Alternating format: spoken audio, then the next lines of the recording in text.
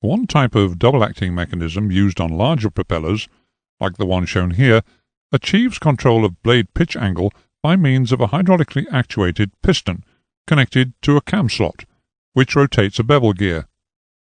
The bevel gear engages with and drives other bevel gears located at the butt of each blade. Oil flow to either side of the piston is controlled by a propeller control unit. Alternatively, the type of control system shown here has a similar pitch change mechanism to the single-acting propeller. Like the single-acting propeller, its pitch change mechanism is also mounted towards the front of the hub, and the cylinder also contains a hydraulic piston. However, in the double-acting system, this piston will have hydraulic pressure directed to either side of it. Fine pitch oil is sent to one side of the piston, or coarse pitch oil is sent to the other. This eliminates the need for coarse pitch springs or gas pressure, and, with the exception of some larger propellers, the assistance of centrifugal counterweights. The double-acting propeller's controller will respond to the various demands made by the pilot regarding the propeller RPM to control the oil flow to either side of the piston in the pitch change cylinder in three ways. If the propeller is underspeeding, then the flyweights will be leaning inwards because of the reduced centrifugal force, allowing the speeder spring to push the landed valve downwards. This will allow the unit to supply oil to fine off the pitch of the propeller, while simultaneously porting coarse oil to return.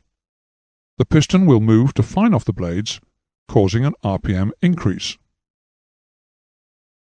If the RPM is as required, in other words the propeller is on speed, then a hydraulic lock is formed which traps oil both sides of the piston, maintaining the blade pitch constant. If the propeller is overspeeding, then the flyweights will be forced outwards by centrifugal force, compressing the speeder spring and allowing the landed valve to move upwards. This will simultaneously allow coarse oil to be ported to one side of the piston and fine oil to drain back into the engine from the other side. The piston will move to coarsen the blade pitch, causing a decrease in RPM. A constant speed propeller must be capable of all the pitch change operations mentioned previously, as they are selected by the pilot moving the RPM lever in the cockpit. The system must also be capable of maintaining a selected RPM within its own operational limits, regardless of changes in airspeed, altitude, and engine power setting. When the constant speed unit senses that the RPM is as has been selected, the system remains in a static state. However, any change in airspeed, altitude, or engine power setting will result in a tendency to either increase RPM above or decrease RPM below the value selected. As we've seen already, a tendency for RPM to increase, an overspeed condition, will be countered by a supply of oil being fed to the coarse pitch side of the piston in the pitch change mechanism. As is shown in this animation, the pitch will then coarsen and propeller torque will rise as a result of the increase in the blade angle of attack. Propeller torque now exceeds the engine torque and will cause the RPM to decrease back to the selected setting. As the RPM regains its previously selected value, the movement of the landed valve in the constant speed unit, which directed the oil flow in the first place, is progressively reversed until it regains the sensitive position, where a hydraulic lock holds the position in the pitch change mechanism immovable until the next RPM selection or disturbance in airspeed, altitude, or engine power setting. A tendency for the RPM to reduce, which is termed a propeller underspeed condition, must be countered by a supply of oil being fed to the fine pitch side of the piston in the pitch change mechanism. As is shown in this animation, the pitch will then fine off and propeller torque will fall as a result of the decrease in the blade angle of attack. Propeller torque is now less than the engine torque and will cause RPM to increase back to the selected setting. As RPM regains its previously selected value, the movement of the landed valve in the constant speed unit, which directed the oil flow in the first place, is progressively reversed until it regains the sensitive position, where a hydraulic lock holds the piston immovable until the next RPM selection or disturbance in airspeed, altitude, or engine power setting. Should an engine fail in flight, its propeller control unit would sense a drop in RPM, and, in an attempt to maintain the pilot's selected RPM level, would move to the underspeed or fine pitch position. Centrifugal moments acting on the blade would cause it to rotate towards fine pitch. This would result in the propeller being put into a windmilling situation, with its pitch change piston abutting the fine pitch stop. The immediate result of this would be a very large asymmetric drag, which would yaw the aircraft violently towards the failed engine. A second possibility, if the propeller continued to windmill and drive the engine, could be a complete mechanical breakdown of the engine, and even an engine fire. So, to minimize drag, and also to prevent further possible damage to the engine and the aircraft, some propellers, particularly on multi-engined aircraft, are provided with a means of turning the blades edge-on to the air flowing over them. In this edge-on position, where no aerodynamic force is generated either forwards or backwards, the propeller will cease to rotate. This action is called feathering the propeller. If the engine had actually failed, there would be no requirement to unfeather its propeller. However, propeller manufacturers usually provide an unfeathering facility, by means of which, if appropriate, an engine restart may be attempted. This may be a requirement following asymmetric flight practice. The operating principle of the propeller control unit incorporated in a feathering propeller is similar to that previously discussed, in that the unit contains an oil pump to boost oil pressure delivered from the engine or reduction gearbox, and a hydromechanical governor for RPM control. There is, however, the addition of a feathering mechanism, the operation of which will be discussed progressively throughout the lesson. Control units with feathering mechanisms may be found on both turboprop or reciprocating aero engines. Dependent on the manufacturer and type of propeller system, the controller may be known as a propeller governor, a constant speed unit, CSU, or a propeller control unit, PCU. For the remainder of this lesson, we'll refer to the unit as the propeller control unit, or PCU. The controls available to the pilot are, again, dependent on type. Most spark ignition piston engines, and many turboprop engines, are equipped with a twin-lever cockpit arrangement, whereby the pilot has separate engine power and propeller control levers. In this arrangement, propeller feathering can be manually achieved by moving the propeller control lever to the feather position, or, on some aircraft, by means of a separate feather lever.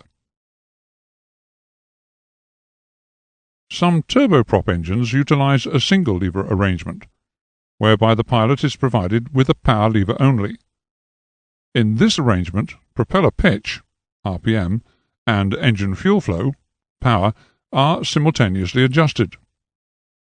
Feathering may be achieved by moving the engine high-pressure fuel cock to the feather position.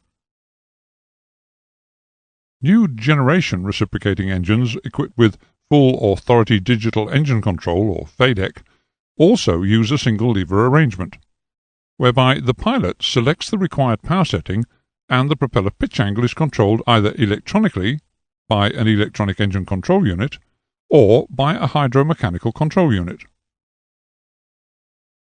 This diagram illustrates that the propeller control unit may contain a number of components which are additional to the basic constant speed system that we discussed earlier.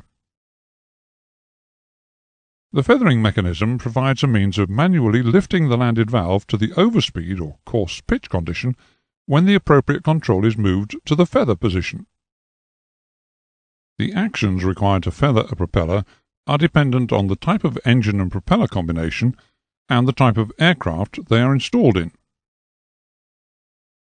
For single-acting propellers, this normally involves moving the propeller condition lever, or RPM lever, to the feather position.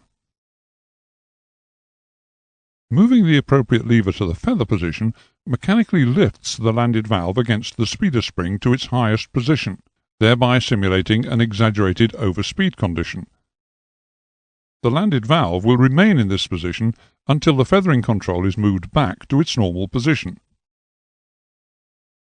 Any oil in the pitch change cylinder can now drain away, allowing the spring or gas pressure, assisted by counterweights, to move the piston onto the feathering stop.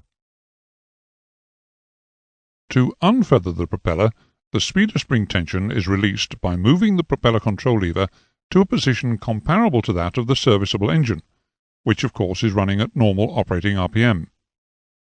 This moves the landed valve down and connects the reserve oil pressure line to the fine pitch side of the propeller pitch change cylinder.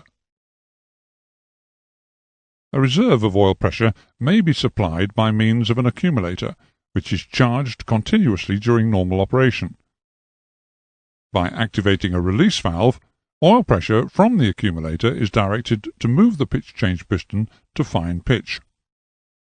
Alternatively, some systems may utilize an electrically operated unfeathering pump, or, on some smaller systems, the engine may require motoring over on the starter to build up sufficient oil pressure. Once the propeller blades have moved away from the feathered position, the propeller will start to windmill, and as long as the engine has fuel and ignition, it should start. When an engine, which is fitted with a single acting propeller, is shut down after flight, the propeller should be at the fully fine pitch position. There is a considerable quantity of oil trapped under pressure on the fine pitch side of the piston in the pitch change cylinder, which is holding the propeller in the fully fine position. This oil pressure is being opposed by the force of the feathering spring. After engine shutdown, the trapped pressure will gradually leak away past the landed valve in the constant speed unit. As this trapped hydraulic pressure leaks away, the feathering spring is able to slowly push the propeller blades towards the fully feathered position. While this condition would be acceptable to a turboprop with a free power turbine, it would result in an unacceptably high loading on the starter motor of a piston engine or direct coupled turboprop. So, to prevent the feathering spring pushing the blades all the way to the feathered position, on those engines where a feathered propeller would cause stress on startup, centrifugal latch pins are incorporated in the pitch change mechanism. The latch pins are held disengaged by centrifugal force while the engine is running. As the engine RPM reduces, small springs behind the latch pins overcome centrifugal force, and they are allowed into contact with the piston mechanism. Typically, the value of the RPM at which the latch pins become engaged is around 650 to 700. After engine shutdown, the latch pins engage with a groove in the piston mechanism, which locks the piston. This prevents it from being pushed beyond a predetermined blade angle, and further into the feathered position by the feathering spring. When the engine is started and RPM increases, centrifugal force will disengage the latch pins. Fine pitch oil will quickly build up and hold the propeller against the fine pitch stop. Note that if a propeller engine combination does have a centrifugal latch mechanism fitted, it may become impossible to feather the propeller of that engine once its RPM has fallen below the latch setting value. This is because once they are engaged, the latch pins can prevent the piston being moved any further by the feathering spring.